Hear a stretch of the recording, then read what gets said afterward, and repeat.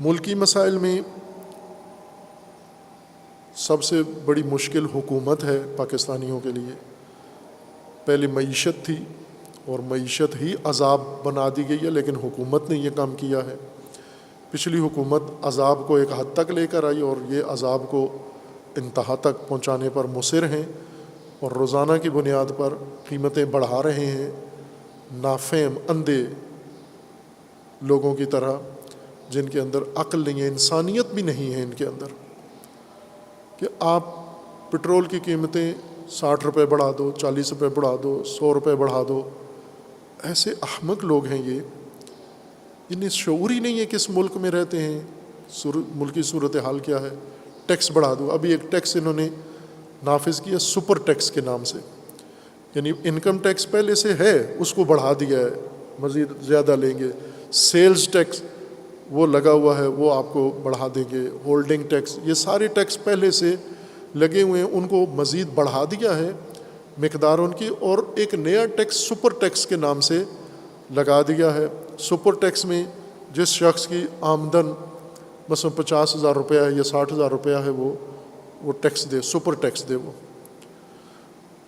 Tax آپ لگائیں اس صورت میں جب انکم ہو، لوگوں کی انکم کہاں سے ہو، یہ لوگ اتنے ٹیکس کہاں سے لیں؟ یہ وہ مجرم ہیں، یہ حکمران، انہوں نے سب نے، یہ ایک دوسرے پہ کیچڑ اچھالتے ہیں، سب گندے ہیں۔ جیسے بعض اوقات ہوتا ہے نا، کسی محلے کے اندر دو فاحشہ عورتیں لڑتی ہیں، ایک دوسرے کو گالی دیتی ہیں، یہ اس کو ننگا کرتی ہے، وہ اس کو ننگا کرتی ہے، وہ ہوتی دونوں ایک طرح کی ہیں۔ تو عوام کو دونوں کا ساتھی نہیں ہونا چاہیے، یہ بھی فاحشہ ہے وہ بھی فاحشہ ہے، یہاں پر ہمدردیاں نہ دکھائیں۔ یہ حکمران ہمارے اس طرح کے ہیں، یہ ان پر بلیم ڈالتے ہیں، وہ ان پر ڈالتے ہیں سارے ایک کماش کے ہیں۔ پچھلوں نے جو کیا، جو گئے ہوئے ہیں، ابھی موجودہ کیا کر رہے ہیں، سب ایک جیسے ہیں۔ یہ وہ مجرم ہیں جو ملک چلانے کے بہانے قرض لیتے ہیں، اس قرض کا بتاتے نہیں ہیں کہ کیا کیا ہے، کہاں خرچ کیا ہے۔ IMF سے قرض لے کے کیا ہے؟ ملک میں ترقیات نہیں ہیں، بند ہیں، ہر چیز پر تو پابندی لگائی ہوئی ہے آپ نے۔ یہ قرضہ لے کے کرتے کیا ہو؟ اسے قرض لے کے یہ خود کھا جاتے ہیں، اور قرض واپس کرنے کے لیے عوام کے اوپر بوجھ ڈالتے ہیں۔ یہ ٹیکس کیوں بڑھا رہے ہیں؟ کیونکہ IMF کہتا ہے مجھے قرضہ چاہیے، سود کی قسط ٹائم پہ چاہیے مجھے۔ کون دے؟ عوام دے، عوام کو سزا دو۔ قرض عوام پہ خرچ نہیں کیا گیا، لیکن ٹیکس اس سب کا عوام نے دینا ہے۔ جو یہ مجرم لے کے کھا جاتے ہیں اس کا ٹیکس عوام دے، اور یہ عذاب عوام پہ بڑھے۔ لیکن عوام دیں کہاں سے؟ خوب یہ کہ انسانی اگر ان کے اندر حس ہوتی، رگ ہوتی، یہ سوچیں گے یہ لوگ کہاں سے ٹیکس دیں؟ کیا ان کی تنخواہیں بڑھا دی گئی ہیں؟ کیا ان کی انکم بڑھ گئی ہے؟ کیا ان کے درآمد کے ذریعے بڑھ گئے ہیں؟ کچھ بھی تو نہیں ہوا، بلکہ الٹا تجارت پہ پابندی ہے۔ 1000 چیزیں انہوں نے ان کی تجارت پہ پابندی لگا دی ہے کہ یہ نہیں لا سکتے آپ۔ وہ تاجر ہیں، ملک میں تجارت کرے گا، کوئی سامان لائے گا، بکے گا، کمائے گا، پھر آپ کو ٹیکس دے گا۔ تجارت پہ پابندی، باقی چیزوں پہ پابندی، لیکن ٹیکس دو۔ یہ بہت تباہ کن نتائج اس کے نکلنے ہیں کہ جب مہنگائی دن بدن بڑھ رہی ہے، لوگوں کی دسترس سے یہ چیزیں باہر ہو رہی ہیں۔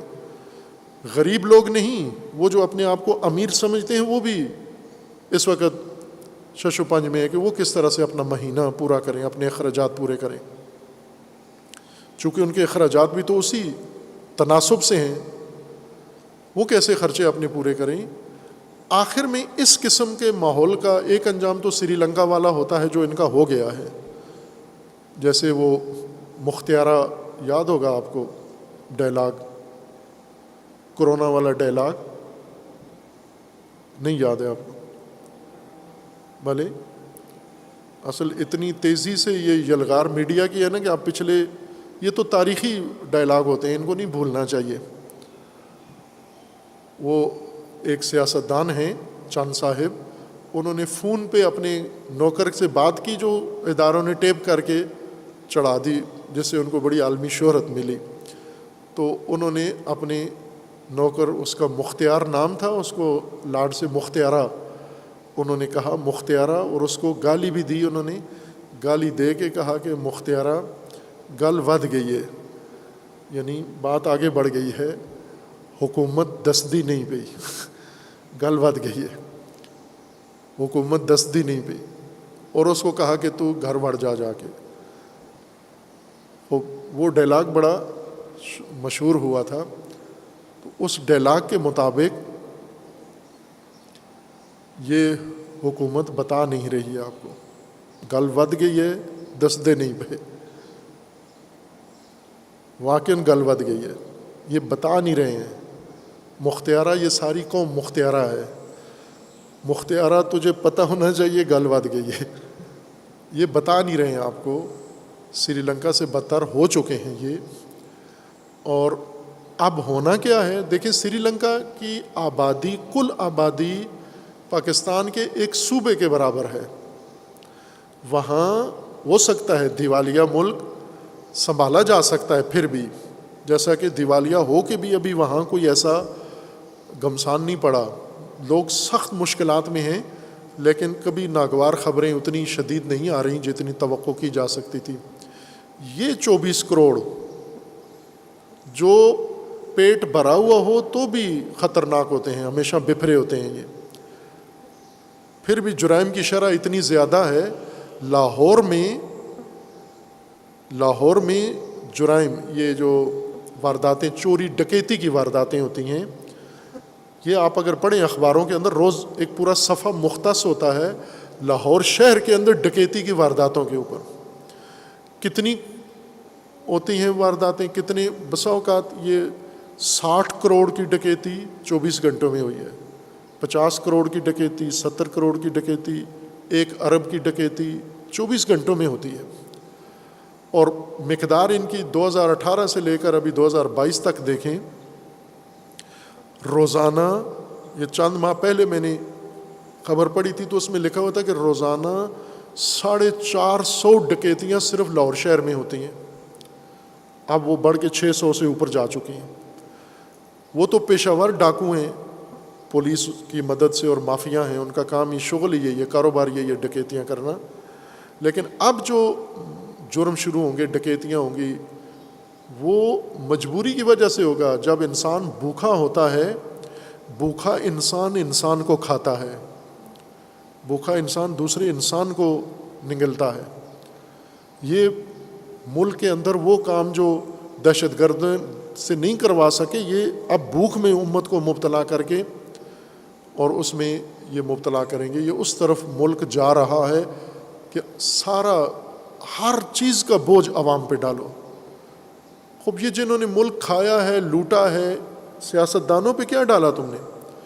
یہ جت خاندانوں نے حکومت کی ہے ابھی تک پاکستان میں، ان سب پر لازمی قرار دیں کہ ان کے جتنے اثاثے ہیں آدھے ان سے لے لیں۔